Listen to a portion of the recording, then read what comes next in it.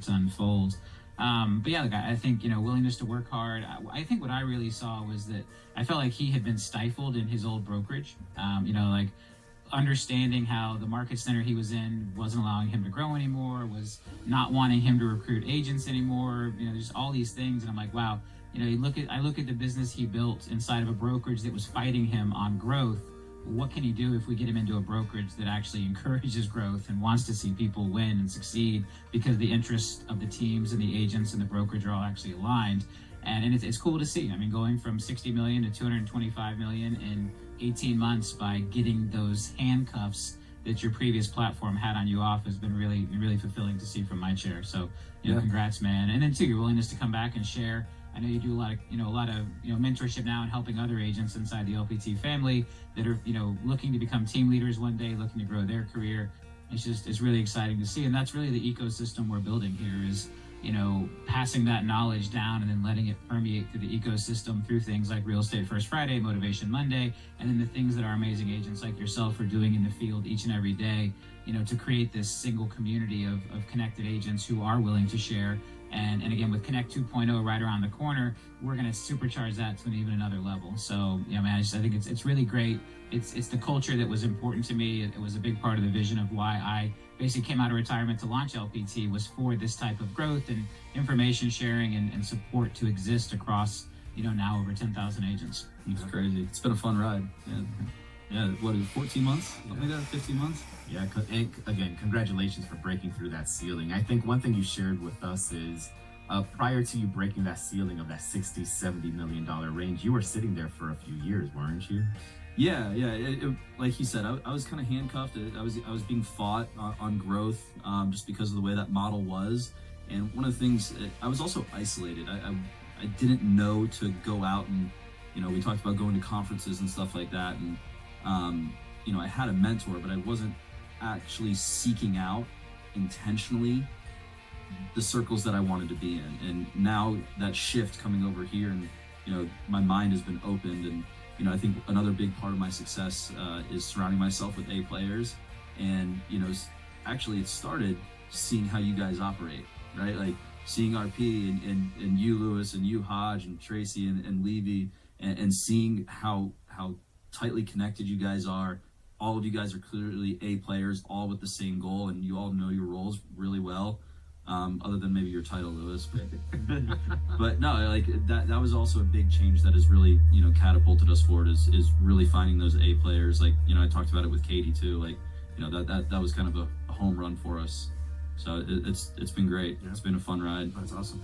Did you have aspirations when you first started in real estate to build a team? Was it something that developed as you said, hey, I'm capable of doing this next thing, and you started bolting on, or was it a vision that you are still playing out? No, man, I fell in it accidentally. I just, I was just listening to my mentor, doing as many deals as possible. And, when you're doing 50 deals a year as a young 22-year-old kid for multiple years in a row, and, I'm not thinking about anything else because that was the only model that I saw, right? I was isolated, and then leaving that and then going into KW, I was in a market center and agents started approaching me, right? I'm like, wait a second, I actually might have something here. And then it just started to snowball, and then I started again, but I was isolated there, right? Yeah. So once I came here, it really was eye-opening, and then that's where I started to surround myself with people way better than me that, I'm not trying to reinvent the wheel, maybe tweak here or there, but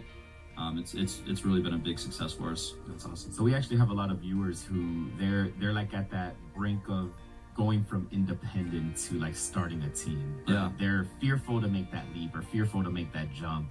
What piece of advice would you give them to gain the courage to like do it and pursue it? And like, how do you start? Like, where do you begin that journey? So it's funny, I'm actually going to be hosting an event in late June for that specifically, where it's going to be two-part, one for, tactical tactics for agents, and then the second part for new team leads or prospective team leads. And I actually hold a leadership group within my team every Monday morning for agents that have raised their hand and said, hey, maybe one day I might want to start a team. And it was funny, I was reviewing my notes from the Mike Ferry event last week, this morning here at the office. And one of the first things that it says, starting a team equals very high risk. right? So like understanding that going in, but ask other people how they did it. I think when I wrote out the minimum standards, like you do have to have a track record of success as an agent, and then money in the bank, right? Like you can't just go do it and not be prepared for it. I think those were two prerequisites, but also just being around other people that were there and asking, not trying to just go and reinvent the wheel. Yeah, I think one of the things to understand is it really does change your role dramatically. Yeah.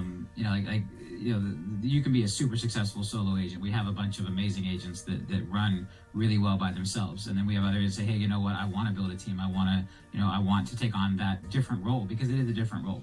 And for some people that's a good right move. For some people it's a wrong move. I think we really tried to make sure here at LPT that we've got that platform for each agent's individual definition of success. So if that's, I want to be the biggest, baddest agent by myself, maybe with an assistant I can be, or hey, I want to transition to where maybe I'm going to get out of production one day and I'm going to help other agents sell real estate. It is interesting, but I think maybe sometimes people get caught up in the idea of like, oh, well, is that just like the next step, right? Like, oh, I've achieved success here. Does that mean I just need to go start a team? And that's not always the answer, right? Like, it's not that teams aren't better, they're not worse, they're different. It's a different type of business, it's a different type of role to take on. And so I really have that conversation with folks a lot of times to say, hey, you're really crushing it with what you're doing today. Are you sure this is a step you want to take? Because a lot of the things you're doing and you're passionate about and you love as an agent today, you're going to have a whole different set of problems and a whole different set of responsibilities if you decide to become a team leader. And for some people, when they really look at like, you know what, I don't want to be that. Like, let me maybe add another assistant and I'm going to just sell more homes versus going full bore. Like, hey, I want to build a big team. And so I think it's really important to help people go through that discovery process, because jumping in for the wrong reasons or jumping in just because you feel like, oh, this is maybe, again, I hate the idea that it's the next step, because it's not really a step. It's a completely different shift. Like, it's not like, oh, solo agent up to team. It's solo agent or team, totally different skill sets, totally different goals in life, totally different work-life balance, totally different day-to-day activities.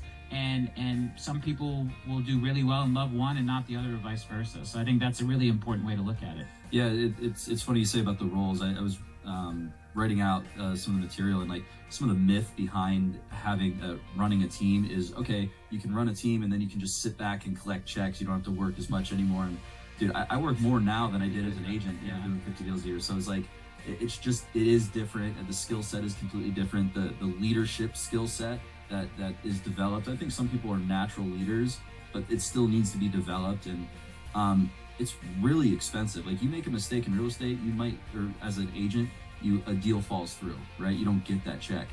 You make a mistake as a leader, like you might be costing yourself tens of thousands of dollars, right? And so the mistakes get more expensive, and especially scaling, right? Like going from when I started at LPT to where we're at now, it wasn't like just linear. Like, it was from a top line, but bottom line, like I had to spend some money and to get to the other side, that J curve, and it's a scary feeling, and it's one thing to work with clients and enjoy that camaraderie and find the check at closing and celebrate the closing. It's another thing to sit there and train agents constantly and try to mentor them. And listen, agents aren't going to stay with you forever, and I think team owners and prospective team leads need to understand that they will put their time into something that is very rewarding on multiple levels, but there's pros and cons to everything. Yeah, absolutely. It's something that you said, which is, I think, a key misunderstanding, is that as the revenue goes up, hey man, you went from selling 60 million to 225 million, so you just must be making a ton more money. It doesn't necessarily always translate that way, because you have to start bolting on pieces that are fixed costs that then start to eat away at what those profits would have been. And so there's that period of time when you start to get squeezed, where you're bolting on maybe something a little bit early because you need it, you're anticipating that future need, and you may not have the revenue technically to support that quite yet. You're about to get there, but there is that period of time where it compresses. And I think that there is a misconception that the more you sell, the more you make.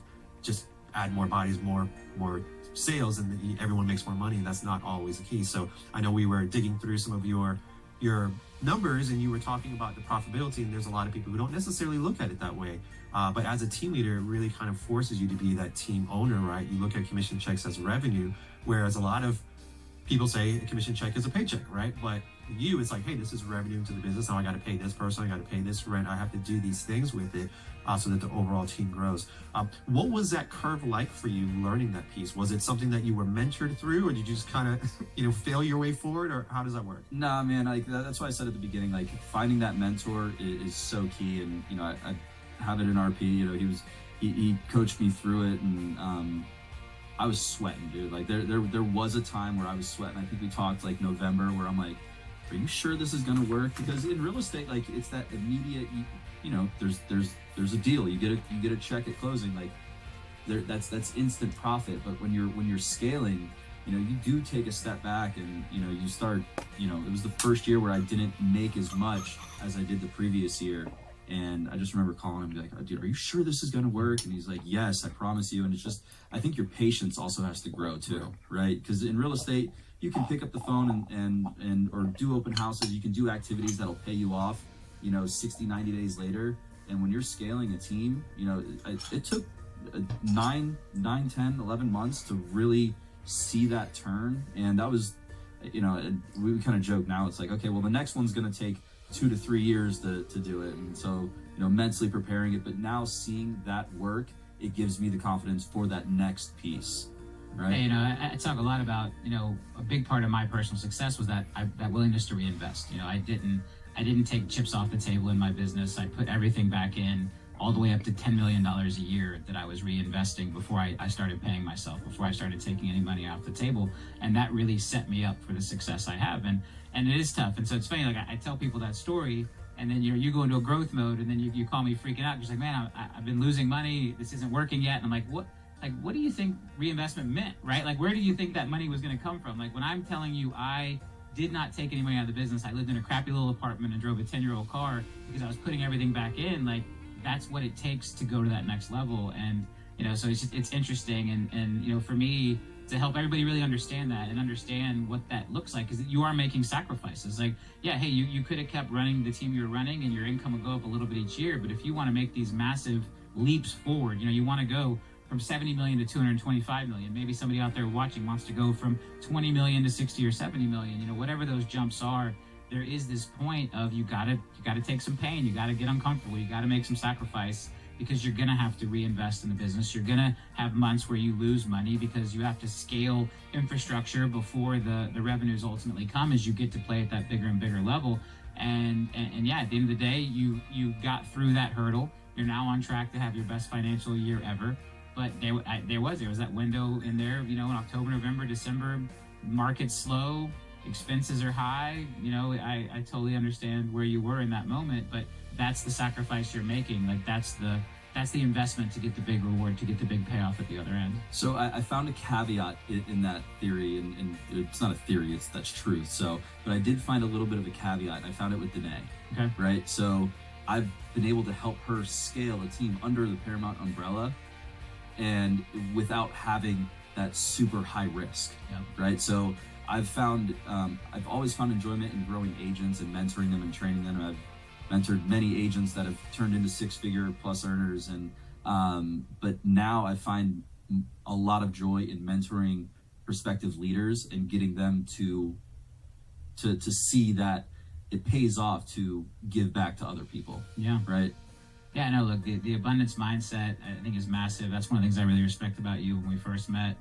But yeah, that's what it's all about, right? Like, LPT builds a system that helps you scale to where you are. Yep. And you build a system that helps Danae scale to where she's going. And then, now Danae's helping other agents scale. Like, that really is the beauty of this business. It's interesting. When we were at the Coach Pipes event, a guy asked me in the hallway, like, why do people in your industry do this? Like, why does everybody go get on stage and get on Zooms and like share all their best stuff? He's like, Tom Brady's not going to go hold a class on quarterbacking and tell all the other NFL quarterbacks all his tips and tricks. And I think there's just something very collaborative in our industry because of the way we work together, and I think we've proven out over time that this abundance mindset, this idea of I'm going to help you. Like, yes, you're technically my competition. Like, today's person you're mentoring can be tomorrow's competing team, and whatever, different brokerage, all these different paths. But I think what we've found in this industry is we win with collaboration. You know, collaboration is a better path of success than competition, and that's a big part of how I look at LPT and the real culture of what we're building here. And so it is great to see that playing out in real life scenarios of people accelerating and achieving more because they're coming together and opening their playbook and sharing their knowledge. And that's what we do every Monday on Motivation Monday and Friday here on Real Estate First Friday. And again, to see it then passing down to the culture. And again, once 2.0 launches, you're going to see so much more of it just organically happening. But it's something I'm super proud of for us as an entire company. Yeah, I'm excited to see it roll out. Yeah, definitely. Well, Robert always said, hey, when I find the next version of me, meaning that a hungry entrepreneur, you are going to be there to help them. And I know that lives a lot with inside of the ecosystem of LPT, and the way that it was, I guess you could be designed, was around making sure that the people who had the desire, who had the work ethic, who wanted to go further, actually could.